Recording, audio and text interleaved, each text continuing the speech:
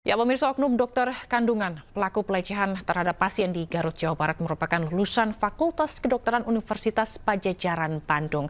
Pihak kampus Unpad pun prihatin dan menyerahkan sepenuhnya kasus tersebut ke kepolisian.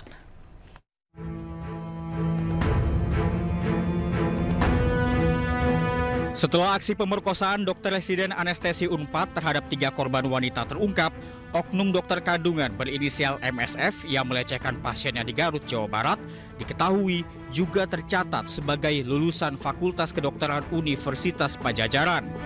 Menyikapi hal itu, pihak kampus Unpad mengaku prihatin terhadap korban. Kampus Unpad juga akan melakukan evaluasi mendalam secara internal guna menghindari terulangnya pencorengan kode etik dan sumpah jabatan profesi dari mahasiswa ataupun alumni. Meski demikian, kampus Universitas Padjadjaran masih menunggu penyelidikan kepolisian untuk memastikan informasi penelusuran identitas oknum dokter kandungan pelaku pelecehan. Pihak kampus juga menyerahkan sepenuhnya kasus ini kepada pihak yang berwenang. Hasil penelusuran identitasnya menunjukkan memang benar mengarah ke alumni program spesialis di Fakultas Kedokteran Unpad.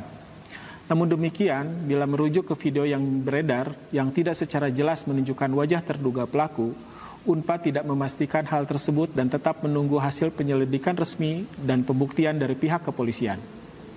Terduga pelaku apabila terbukti adalah orang yang bersangkutan, saat ini sudah lulus dan bekerja sebagai profesional. Dengan demikian, kasus ini sudah di luar kewenangan Unpad atau kampus lainnya tempat yang bersangkutan menempuh pendidikan sebelumnya. Sebelumnya, dokter spesialis kandungan MSF ditetapkan sebagai tersangka kasus pelecehan seksual terhadap seorang pasien.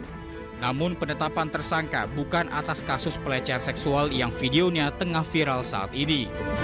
Penetapan tersangka atas laporan seorang wanita pada 15 April lalu yang mengaku dilecehkan di rumah orang tuanya serta di kamar kos tersangka.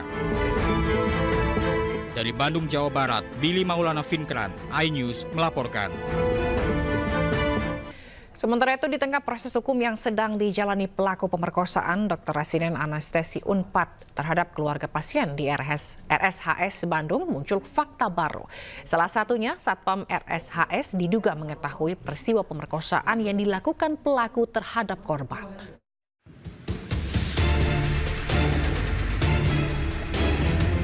Satpam di Rumah Sakit Hasan Sadikin Bandung diduga mengetahui pemerkosaan terhadap keluarga pasien oleh oknum dokter residen anestesi Priguna Anugrah Pratama.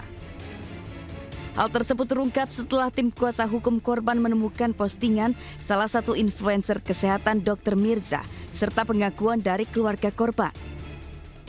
Dari cerita kakak kandung korban, ketika korban FH sedang menjenguk sang ayah di dalam ruang ICU, salah satu satpam menghampiri dan menginterogasi korban.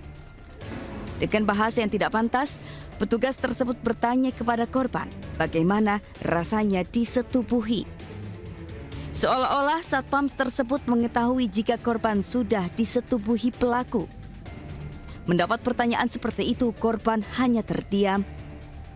Menurut kuasa hukum korban, Jutek Bongso, menduga ucapan yang dilontarkan satpam kepada korban seolah-olah mengetahui tindakan bejat dokter residen tersebut.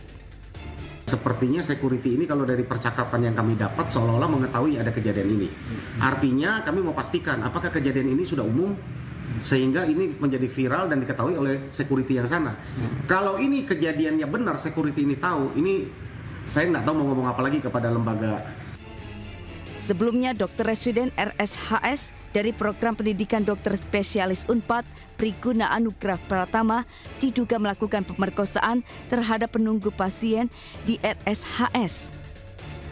Pelaku sudah ditetapkan menjadi tersangka dan dijerat Undang-Undang Tindak Pidana Kekerasan Seksual dengan ancaman 12 tahun penjara. Dari Bandung, Jawa Barat, Billy Maulana, iNews melaporkan.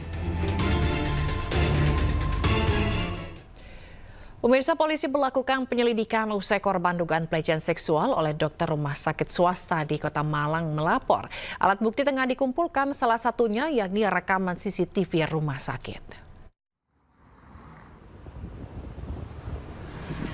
Personel Satuan Reserse Kriminal Polresta Malang Kota mendatangi Rumah Sakit Persada Kota Malang Sabtu kemarin.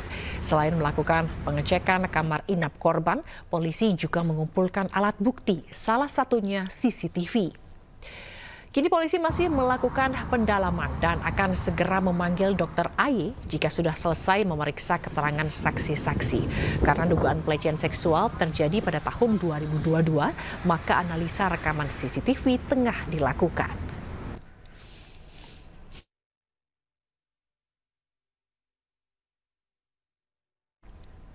Dan untuk mengetahui bagaimana perkembangan kasus dokter IGD Malang yang diduga melecehkan pasiennya, kita sudah terhubung dengan Kasih Humas Polresta Malang Kota, Ibda Yudi Risdianto. Selamat siang, Pak Yudi. Selamat siang, semuanya. Saya Dr. Baik, makasih Pak. Pak Yudi, sejauh ini bagaimana proses hukum yang tengah berjalan? Ya, betul. Terima kasih saya jelaskan di sini. Benar, tanggal 18 kita sudah menerima pelaporan korban dugaan tindak pidana pelecehan yang dilakukan oleh oknum dokter di salah satu rumah sakit swasta yang ada di Kota. Dan langkah-langkah selanjutnya kami melaksanakan pemeriksaan data korban. Selanjutnya kami melaksanakan pengecekan di TKP untuk mengumpulkan barang bukti dan untuk mengetahui saksi siapa saja yang mengetahui kejadian. Baik. Lalu apa Pak hasil dari pemantauan ke TKP dan juga pengumpulan alat bukti? Serta ini kan kejadiannya sudah dari tahun 2022 ya Pak ya. Apa kendalanya untuk mengumpulkan alat bukti ini? Ya, kami masih berusaha ini ya, dari kita seperti masih berusaha untuk mengumpulkan barang bukti dari CCTV. Makanya CCTV saat ini kami analisa, kami pelajari siapa saja yang mengetahui melihat apakah benar kejadian dugaan tindak pidana pelecehan. Baik, kami mendapat informasi katanya ada penambahan jumlah korban. Jadi total korban sampai saat ini ada berapa Pak? Jadi untuk sementara ini sampai saat ini hanya satu bahwa berdasarkan informasi dari penasihat hukum atau pengacara dari korban adalah ada beberapa yang mengaku telah menjadi korban. Namun sampai saat ini kami belum menerima pengaduan maupun pelaporan dari korban-korban tersebut apa yang diterangkan oleh pengacara. Namun kami Polresta Malang Kota siap menerima apabila adanya korban-korban lain yang akan melakukan pengaduan atau pelaporan di Polresta Malang. Oke, berarti baru satu korban yang melapor ya Pak. Tapi kalau dari dari keterangan kuasa hukum tidak menutup kemungkinan masih ada korban yang merasakan hal yang sama. Kalau untuk motif sendiri Pak, apa sih Pak motif dari pelaku ini? Nah, sementara ini motifnya masih kita dalami.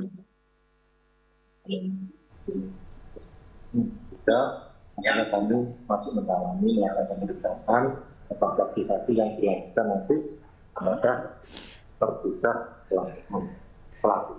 Oke, baik. Kalau untuk pemeriksaan mantan pasien dari pelaku sendiri, apakah sudah dilakukan, Pak Yudi? Belum. Kenapa? Karena kami saat ini juga masih melaksanakan koordinasi ya.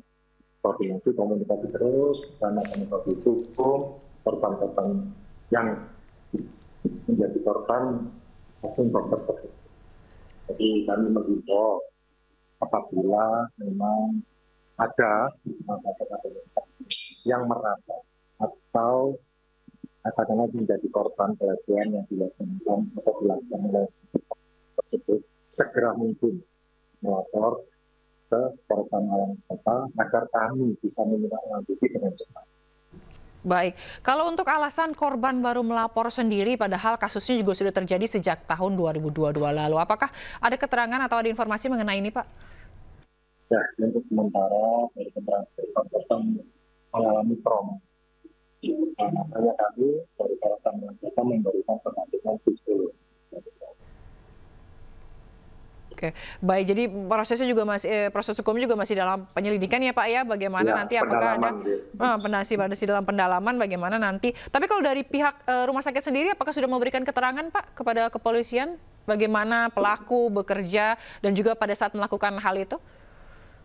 Nah, sampai belum karena kita masih arah pengumpulan barang bukti dan mencari saksi yang mengetahui kejadian.